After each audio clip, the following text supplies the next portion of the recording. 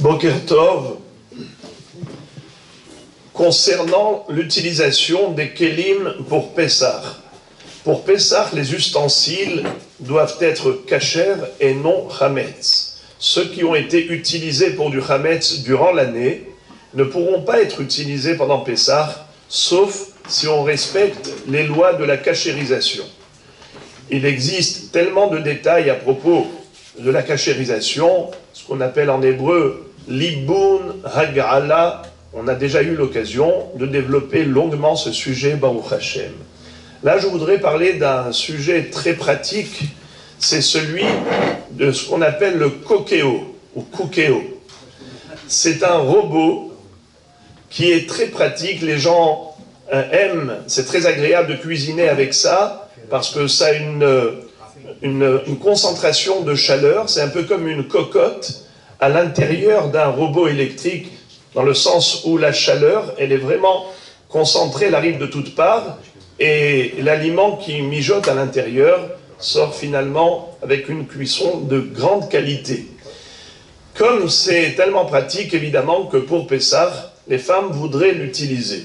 Alors, le mieux serait d'acheter un kokeo spécialement pour Pessah. Car le kashériser, c'est très compliqué. Il m'est arrivé de croiser le commercial, celui qui vend ces appareils.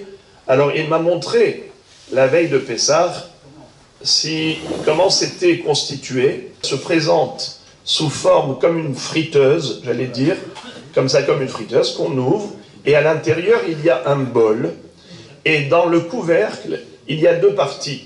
Il y a la partie plastique avec une ferraille qui est intégrée dedans, et le réflecteur qui est démontable. Il suffit de dévisser, de retirer le réflecteur, et on a le boulon dans la main. Quel est le problème? Dans la théorie, ça aurait pu être en effet suffisant de changer juste le contenu, sans le contenant. On aurait pu garder le robot électrique et changer juste le bol qui est à l'intérieur et changer le réflecteur. Parce qu'en effet, ces deux parties-là, ça a un effet de cocotte minute. C'est vraiment hermétique. Où se situe le problème? Premièrement, c'est qu'il faut d'abord déjà dévisser le boulon et ces parties-là qui sont démontables, les mettre dans un kéli d'eau bouillante sur le feu et on les trempe à l'intérieur, c'est pas un problème. Le problème, c'est la vis qui n'est pas démontable. Donc déjà, il y a cette partie-là. Mais même pour cela, on aurait pu imaginer une kashérisation en remplissant le bol d'eau entièrement jusqu'à ras-bord et laisser bouillir quelques secondes et ça aurait fait effet de kashérisation. Mais quel est le problème majeur? C'est que à l'extérieur, nous voyons qu'il y a des résidus alimentaires, car naturellement, ça éclabousse.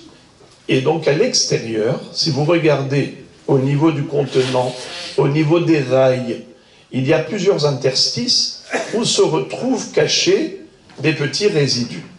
Alors on a beau nettoyer avec de la choumanite, avec des détergents de grande puissance, très forts, mais malgré tout, ça ne s'enlève pas totalement.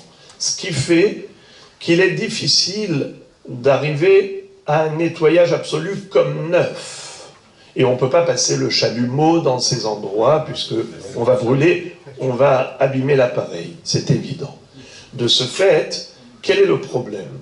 Le problème, c'est que même si on pouvait isoler l'aliment à l'intérieur du bol, mais étant donné qu'il y a un contact entre le bol et l'environnement, l'appareil, eh bien, il peut y avoir du liquide.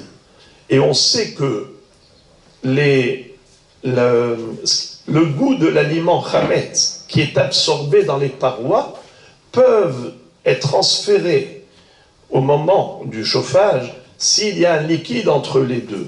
Mais même s'il n'y avait pas de liquide, imaginons qu'on va essuyer à l'extérieur du bol et on va essuyer l'appareil lui-même, qu'il n'y ait pas une goutte d'eau. Admettons qu'il était possible de veiller à chaque cuisson que l'environnement soit sec.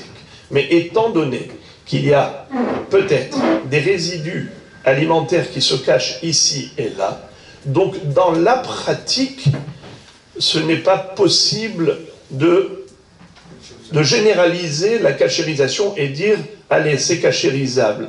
C'est très difficile, donc ce qu'il faut faire, toutes les personnes qui ont acheté ce bol avec le réflecteur neuf, qui le gardent pour l'année prochaine, et en attendant, pendant cette année, qu'ils commandent le robot.